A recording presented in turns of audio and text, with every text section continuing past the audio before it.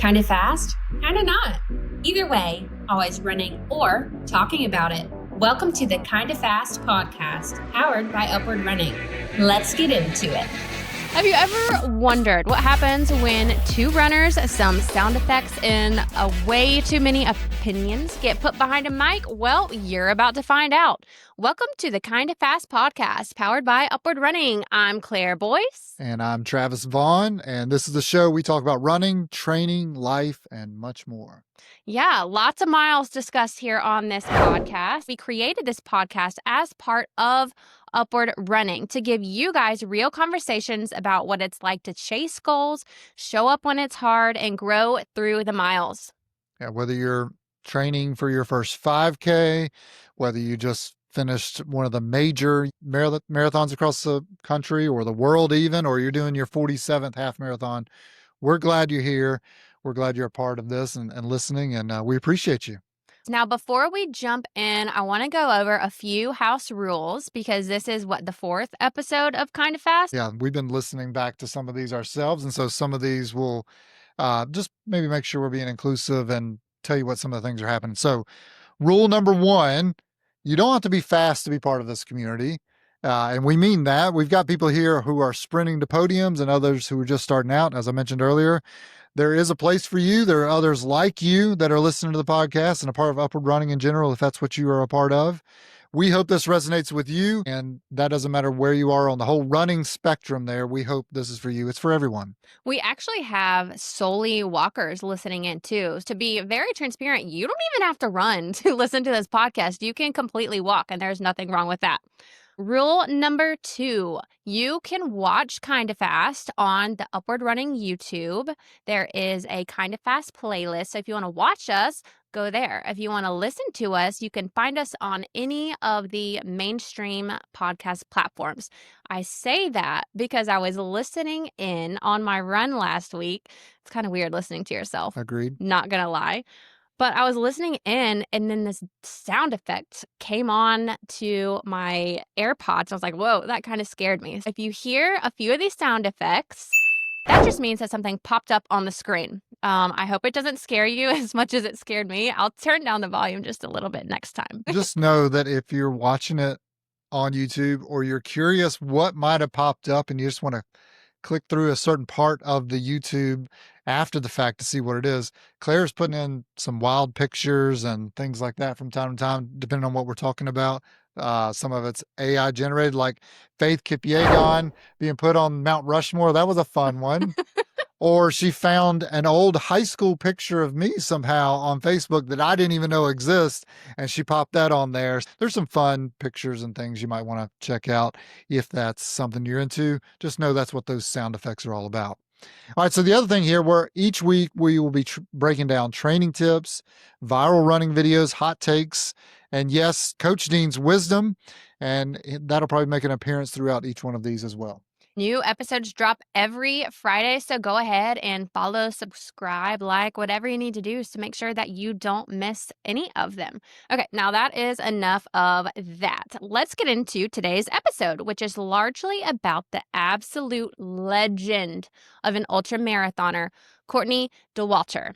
We're breaking down what makes her so dominant in the sport, how she fuels with mashed potatoes, pizza, and Coca-Cola, which is crazy, and why her mindset might just be the most powerful part of all of her training. But first, it's time for a quick news break from the world of running because this one is kind of a big deal. Nice. The 2025 London Marathon officially set the world record for the largest marathon field ever. Nearly 57,000 runners crossed the finish line this past April, breaking last year's record, making London the biggest marathon party of the entire year. 57,000. That's a lot. I remember in 2018, I ran the New York City Marathon, and it was 52,000 that year, which was the world record at the time for most number of people crossing the finish line.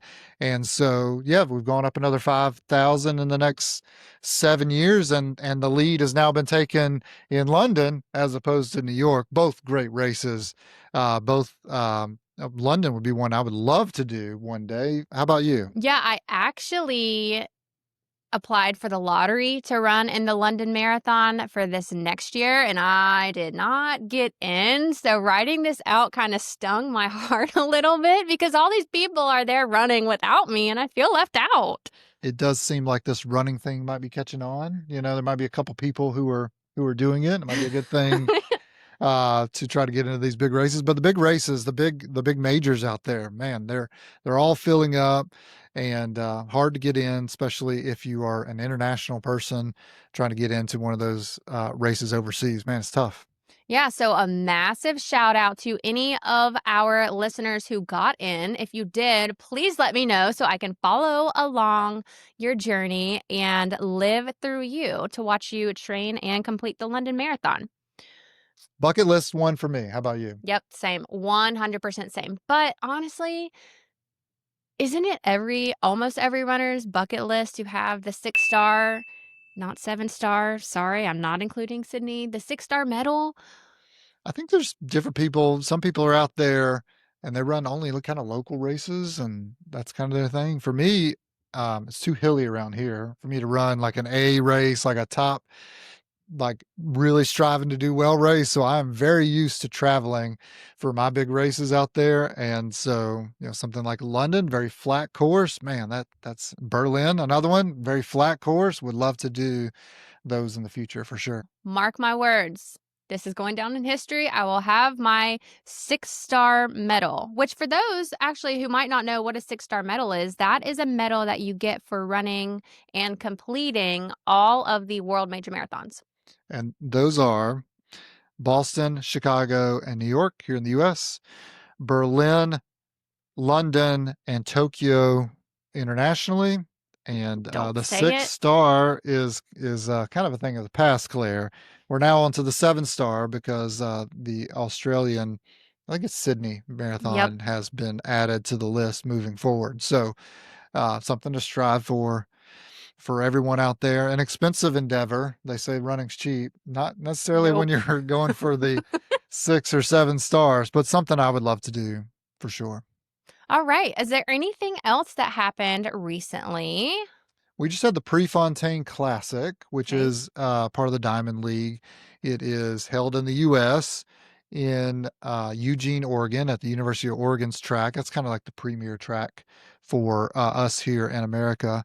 And man, what a great event. Just really enjoyed watching it. I like watching professional runners. I don't watch them all, but I like to tune into the ones that are noteworthy. Prefontaine Classic is one for me each year that does that. It kind of kicks off for a lot of our Americans. Like, we're really in the groove of racing and working towards the national championships later this summer and then the world championships from there. I'll talk about 3 races that I thought were really cool. I made my daughter sit there and watch with me on Sunday afternoon a couple Sundays ago, and she's 10, and making her is a proper way of saying, like, hey, sit down. I want you to see this, especially when the women are just doing amazing things. There were 2 world records that I thought were really noteworthy.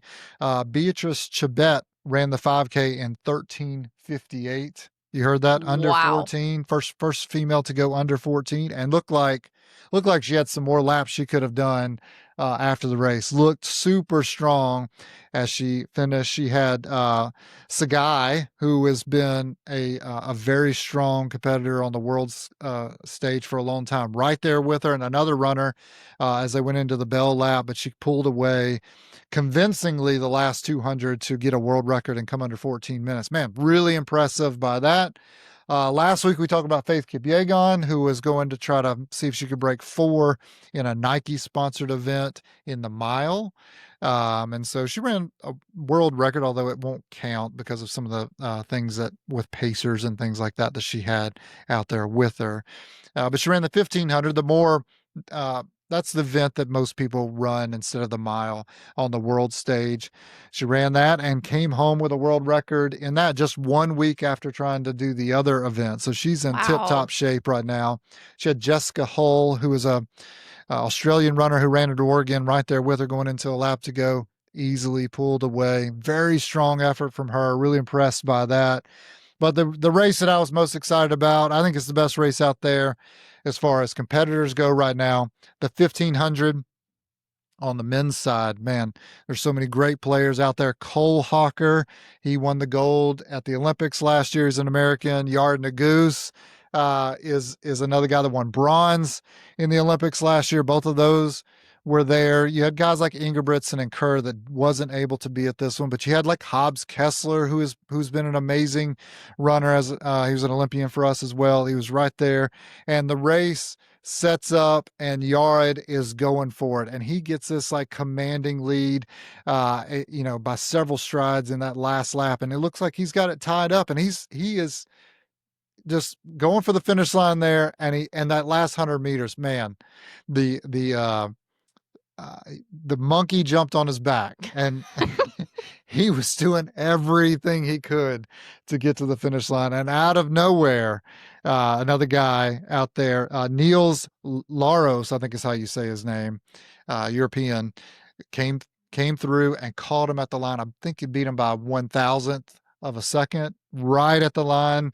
Couldn't believe it, but it was an amazing race, fun to watch there. And I'm sure Yard will be in much better shape and be able to figure out how to hold on that next 100 meters as we get closer to the end of the season now. What a hard way to lose. Man. What a hard way to lose. I would have to take everything in me to not say something positively toxic in that Sure. moment. Going back to the last episode.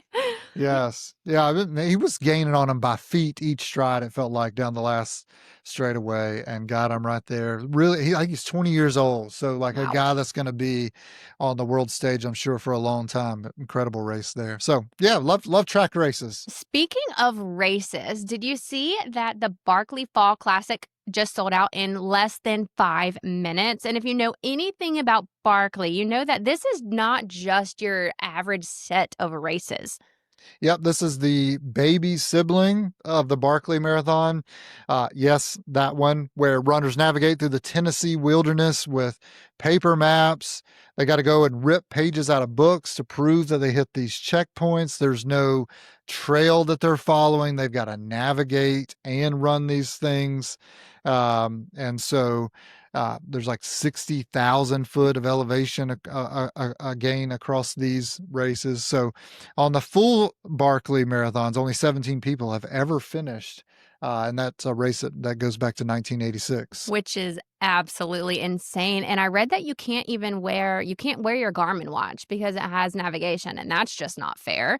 But the Fall Classic is technically a little bit easier than that. And I say that with a grain of salt because this is still only a 50K. And I say only loosely. That's 31 miles. And you're still racing in the Tennessee humidity in September. You're navigating unmarked trails and you're bushwhacking up insane climbs. But it is a little bit easier, and it sold out in less than 5 minutes. These people are crazy. Yeah, you wrote down some of the climbs I've got to pull. What were those? Yeah, they're called the Rat Jaw and Testicle Spectacle. I just had to make you say that. I left that out on purpose. You put it in the notes. We got to get you to say it. So there you go. Anyway, this is basically a normal ultra.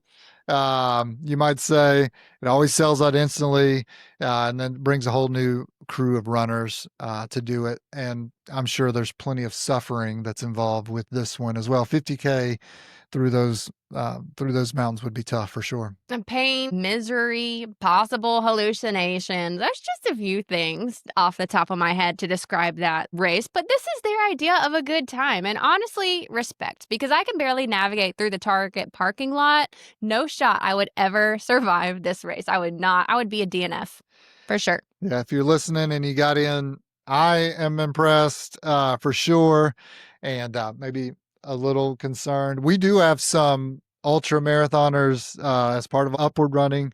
I see it on the Strava group that we have that kind of tracks all of our miles there. And there's sometimes where, I don't know, a person will go from 20 miles in a week to 60 miles a week in a day. And you're like, what happened?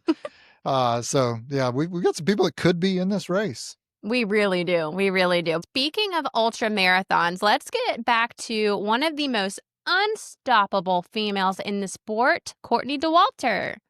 Before we head into the deep dive on Courtney, it's time to do our favorite mini segment. What does that even mean? This is where we break down the lingo that might sound totally unhinged to normal people. Yep, good call. Today's term is actually straight from Courtney herself, and it is a popular running term that honestly I had to look up what this meant as well. It's called the pain cave, and it sounds dramatic, and that's probably because it is dramatic, but it's a real thing in the running world. I've used pain cave for a long time. It's that moment when you're during a long run or a hard run, and you're normally in a race and things get really tough. Your legs are screaming at you, your mind's telling you to stop, and you're just fighting the urge to quit or to hold on to a pace that doesn't seem sustainable. But you just try to get to this place where you almost are embracing the pain because you know everyone else around you is feeling the same thing in a race, and you just crawl into that pain cave and you just hang out there and you go, I think I can hang out in this pain cave longer than you can hang out in this pain cave, and let's just see it as we finish out this race. That's what the pain cave is for me. Well, so it's not a literal pain cave. Now, yes, you are in pain, but you're not in an actual cave, but it sure feels like it. The pain cave is where you go when you're pushing past your comfort zone into the part of the run where it's just you, your grit, and your why. And it's different for everyone. I mean, if you're doing your first 5K, you're probably going to crawl into that pain cave too, because you're trying to do something you've never done before, trying to achieve this 3.1 mile achievement. And maybe your goal, like my daughter's last fall, her goal of her Girls on the Run 5K was to run the whole thing, that last mile. She has never run 3 miles consecutively. It hurt, but she kept going after it, and so maybe it's like that for some people, and other people, it's hanging on at the end of a marathon or other races. Courtney Dauwalter, she would be one that I think could hang out in the pain cave longer than me. That's for sure. She literally talks about digging her pain cave deeper and deeper during these ultras. Oh my gosh, that could not be me. It's like she's not trying to get out of it. She's trying to literally renovate her pain cave. She's probably going to call Chip and Joanna Gain. Come on over to the pain cave. Respect. We've talked a little bit about her. Let's get to know Courtney a bit more. If you've been in the running world for a while, you probably heard her name. She's an absolute beast. She is one that I buy a product because her name's on it. Really? I buy Tailwind Energy, which is an electrolyte mix built for endurance runners, specifically the DeWalter melon, which is a watermelon flavored mix based on something that I guess she likes. And if it's good enough for Courtney, it's good enough for me. So I've been buying it the last 2 summers. I love it. It's great. I did not know this about you at all. Fun fact, I just learned. Courtney was born in Minnesota, and she was actually a competitive Nordic skier before she turned to ultramarathoning. Yeah, that's something that can really build that aerobic engine in you. These Nordic skiing skiers, they can go far, and they can crawl into that pain cave as well. So that does not surprise me that she ended up turning into ultra running in the end. She's also known for her baggy basketball shorts, backwards trucker hat, and laid back attitude. I think what I like most about Courtney is that she's not trying to fit the mold of a pro runner because she doesn't want to be in that mold. Yeah, I mean, I pay $120 for shorts that have all the pockets and all the places to put my water bottles and all those things, and she's rolling out there in basketball shorts and kicking everybody's butt. So that's pretty interesting. And that goes straight to her personality, though, because get this, she doesn't even have a training plan. But I'm guessing she has a set of principles she tries to follow that would be training plan like. These ultra marathons, they're a little bit different, and they're hard to simulate how far and long. There are lots of ultra marathon training plans out there. And if you're trying to do your first one, you should probably follow one. But when you're the best of the best and you've got something that works for you, and no one's ever done it to your level before, I can kind of understand that. True. Oh, I don't know. I need a plan. I need a plan. Yeah, I need it written down. You're not Courtney. No, I'm not. You're not the best of the best. You're just kind of fast. You might say that. Let's talk about some other things. She fuels on things like nachos and mashed potatoes and candy. I know that's what you found the most interesting right off the bat about her. And that's really part of the ultra world. Is it's not all about gels and drink mixes like you might find on a marathon or below. These people are trying to get real calories from real food during these races, and she's no different on that. So she would be the perfect applicant to try out the chicken tender in the fanny pack on her next run. Yes, exactly. We'll see if the breading falls off, like you said, and if she can take that down. But I think she could totally do that. She'd keep it in her pocket of her basketball shorts. Speaking of things that she wears or does not wear, she doesn't wear a watch. No, she doesn't wear this. I can't. If you don't record it, did it even happen? No, it didn't. But apparently, she doesn't have that mindset. I can't. I just can't. I have this on 24/7, unless I'm in the shower and it's charging. Yeah, agreed. It's obviously it's stumping us. That, like, of all the things, the no watch is like, wow, are you kidding me? You can win all these things, but no watch? Are you kidding me? That's crazy. All right, so moving on here, let's talk a little bit about ultra marathons in general. We talked a little bit about that in episode 1, but what else do we need to know, especially if it's the first time you've heard about an ultra marathon? Yeah, we did kind of break down some of the major race distances in show number 1. So if you missed that, I'll link it in the show notes. So you can just go on the show notes and find it easy there. But as a quick reminder, an ultra marathon is anything over a full marathon. So anything over 26.2 miles. Now, the most popular is probably the 50K, and then it goes up from there. And I mean, some of these races are 250 miles, which is unfathomable. It's so unfathomable. I can't even say it, the word. I'm glad you're taking that on and not me. Yeah, I like to say they go from crazy to super crazy. I mean, anything over a marathon is crazy, but like you can get super crazy on these things. It's not just about speed. A lot of times it's about survival. They're out there for 10, 20, 30 plus hours, often in the middle of nowhere, often in very difficult terrains in the mountains or at elevation or in the desert, all these different types of things. So you really have to manage hydration, fueling, pacing, weather, sleep deprivation, sometimes wildlife.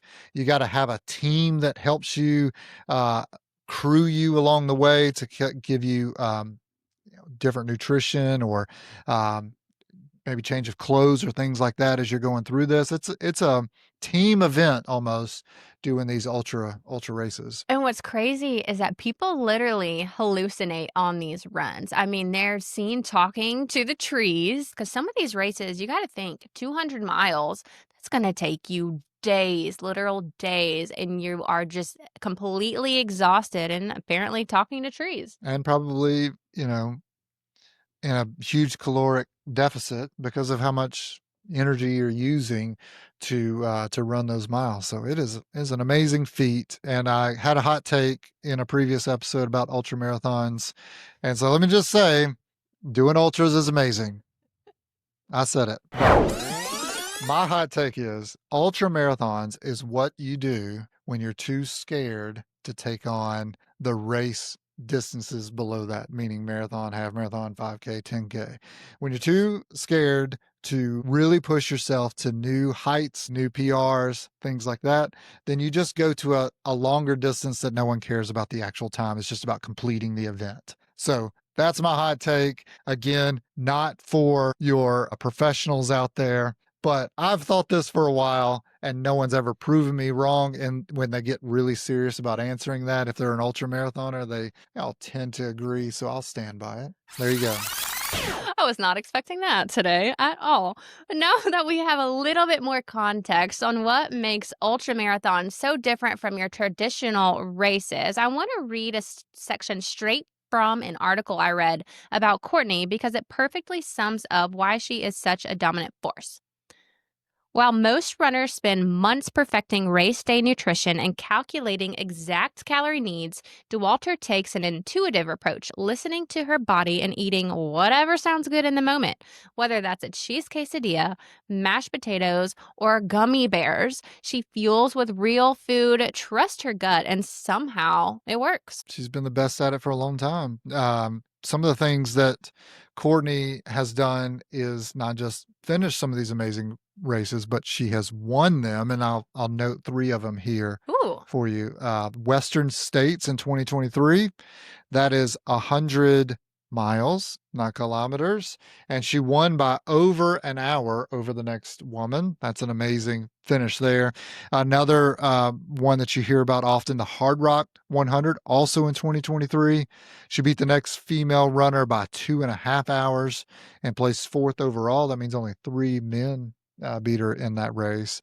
And then the Moab 240 won the race outright and beat all the men by 10 hours. So 240, I would naturally think, well, clearly it's kilometers. Nope, 240 miles. wow. Back in 2017, she did that one. And that's probably the crown jewel of her races there. To win the race outright by 10 hours over the field, pretty amazing there.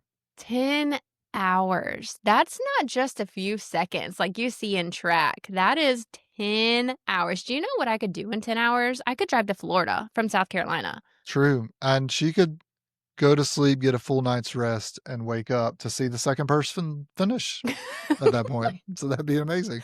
It's honestly mind blowing. And what makes her even more interesting is that she's doing all of this without following the training plans like we mentioned earlier. She doesn't use any kind of structured plan. Now, to your point, she's a pro, so she knows what she's doing at this point. But she doesn't wear a watch. She doesn't track her miles. I don't know how she does it. I really don't. So here's how I'd kind of sum this thing up. If you are the best in the world, I don't think you need a training plan. But if you're not the best in the world, we've got some great training plans that you could follow along with Upward Running, and we'd love to help you out with that. No matter where you are on the running spectrum, we could help you. That's Courtney, fueling on Feel, Coke, and mashed potatoes. But let's take a look at the other end of the spectrum and bring it back to our national running coach, Dean Thompson, because I would not suggest fueling on just mashed potatoes for an ultra marathon. Yep. Coach Dean has coached thousands of runners at all levels. He's been a high school coach. He's been a college coach. He's coached people individually. And so when it comes to race day fueling, he's seen it all. He's been involved with it on his own. He's a very good established runner in his own right. He's got it dialed in. This is what he has to say about fueling.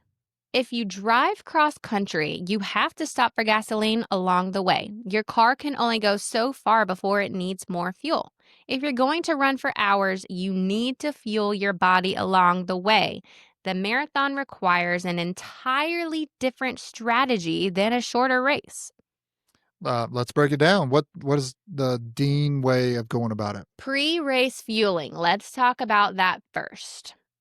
He suggests to start carb loading about 3 to 4 days before a race with foods like rice, potatoes, and legumes. On race morning, aim for about 3/4 to 1 gram of carbs per pound of body weight. And that needs to be 3 to 4 hours before the start to fully top off your glycogen stores.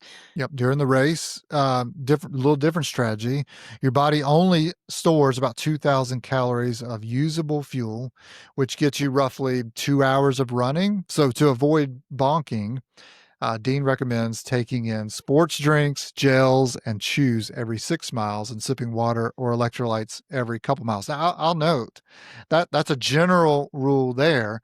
The best thing to do is to try it a couple different ways in your training runs leading up to a big race.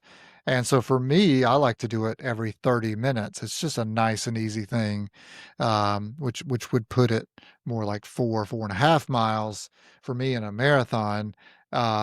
that seems like it works best for me. Now I'm a little bit bigger runner, and so I probably need more energy than say Dean does when he's running a Mm. marathon. So that might be why it is, but that's through trial and error to kind of dial that in for me. And I can look at my watch and be like, oh, I'm an hour in, time to do it again. I'm an hour and a half in, time to get some fuel in again. So that's how I've kind of looked at it from an in race strategy. It truly takes practice. You have to practice fueling on your long runs going into a marathon. You truly have to start practicing because I would not recommend a new strategy first day of the race. Yeah. Go with what you've done in the past, and honestly, you're going to learn things in that first race that you will apply to your second and third race. Like, very possible that what you do or what was recommended might not be enough or too much for you. So, yeah, something to learn and adapt from. Post-race recovery. Let's talk about it. Do not wait to refuel after your race. Protein and carbs are the key for muscle repair and replenishment. You want to do this really within the first hour of completing your race. So the faster you refuel, the faster you can recover. I was just listening to a different podcast, kind of a nerdy one recently, and they were saying that that first hour just so key to start getting it refueled. Your body, even though you've quit running at that point, is in desperate need of replenishment. And the longer you wait, the more muscle repair you'll actually have, even though you're not the more muscle repair you will have as a result of your race, even though you might not even be running for the time beyond it. So very important to get those carbs back in. Courtney's approach works for her. And so that, to tie it back to her, uh, she has done it for a long time and has kind of figured it out of what works for her. You might want to stick with Dean's plan or something that you've kind of figured out along the way that'll work for you. Now, we're going to try something new. We are going to start a game of this or that, but we also have Courtney's answers to these questions. So it's going to be a lot of fun. Okay. I'm going to read this or that, and then we'll talk about our answers, and then I'll give you Courtney's answers. Okay. Very good. Hills or flat? Hills in training, flat in racing. Ooh, I that's a hard one because I run hills every day because that's just where my neighborhood is. But it was kind of fun to pass people on the hills in my last race. Yeah, if you're stronger in that area, it is a place you can make up ground. Well, Courtney says hills. They provide a good challenge and a change of pace. Music or no music? Certainly headphones, not always actually music in the headphones for me, but 95% of my training runs includes headphones, and it's podcasts and books for me. Is it music for you or no? It's music and podcast. I will always have something, but it's going to be music or podcast. Got to change it up a little bit. Yeah. What's Courtney say? Courtney says no music. I like to hear my footsteps in my breathing. And honestly, I wear headphones so I don't have to hear my breathing. Like that's I want to learn something, but I don't want to hear myself breathe. I am putting the headphones in to block that out. So good on you, Courtney. We're completely different on that one. Morning run or night run? It depends on the time of year and what works best for me and my family. I try not to impact my family through all this long running that I'm doing. So right now in the dead of summer here in South Carolina is definitely morning runs for sure. I would echo that. I like a morning run because I feel accomplished before I even start my day in essence. But right now it's working out to do evening runs Okay. better, but it changes with the wind. I do walk in with a different swagger on Mondays after I've run 10 miles on Monday morning, and that's already done before I even get in. Now, that swagger might be limping sometimes too, but for sure, there is something to like having that workout done before you even get to work. Courtney agrees. She says a morning run, fresh air, and a cup of coffee first thing in the morning. It's the best way to start the day. I agree. And if I was a professional runner and I could sip some coffee and then go for a run, I'd sign up for that. Yep. Last one, sweet or salty snacks? Yes. All of the above. If I have to pick, probably yes. Going sweet.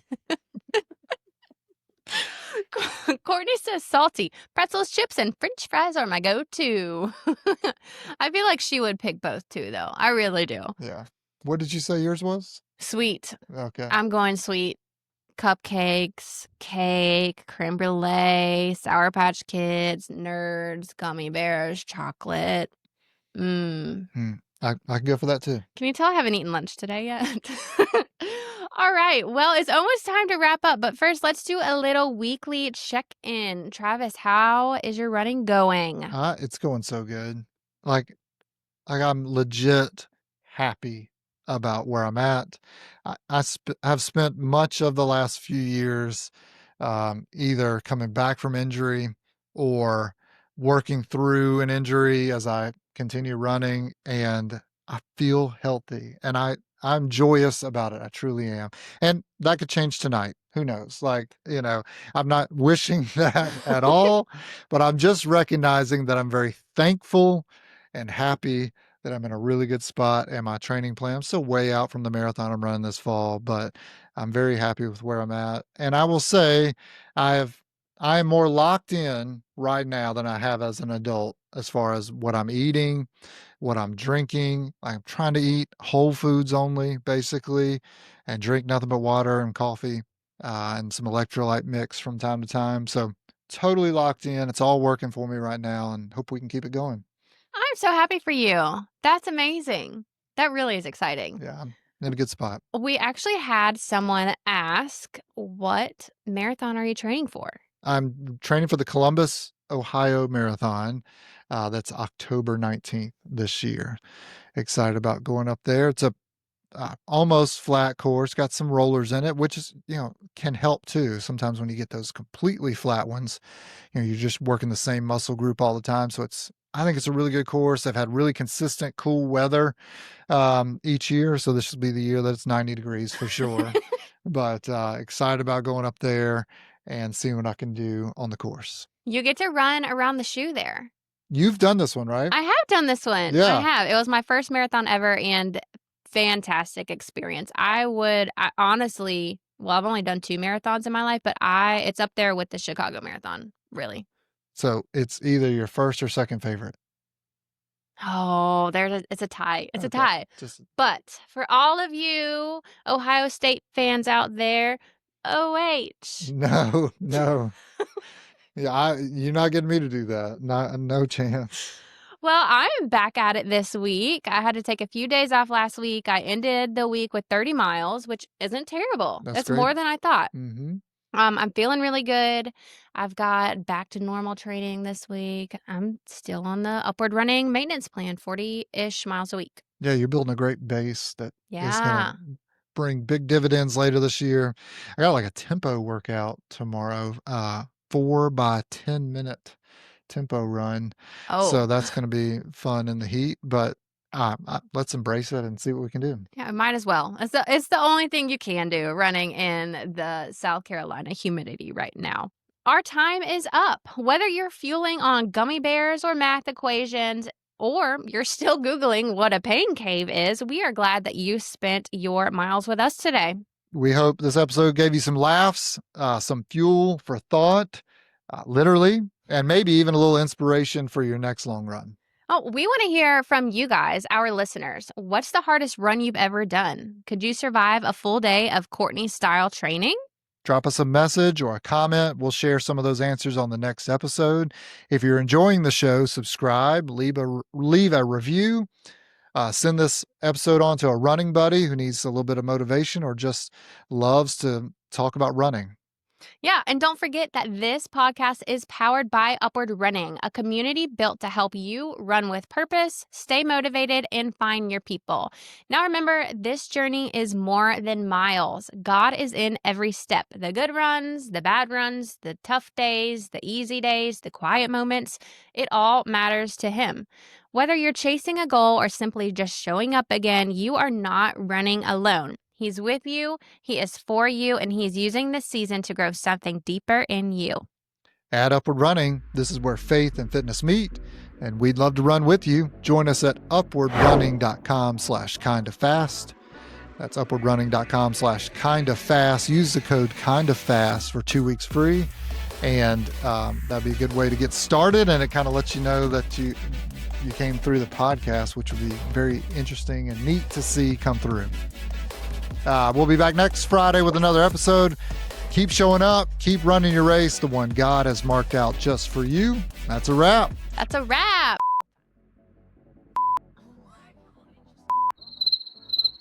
You notice I'm being quieter this time because you'll put it in the outtakes. Which you'll probably put that in the outtakes. You know, I gotta keep you guessing.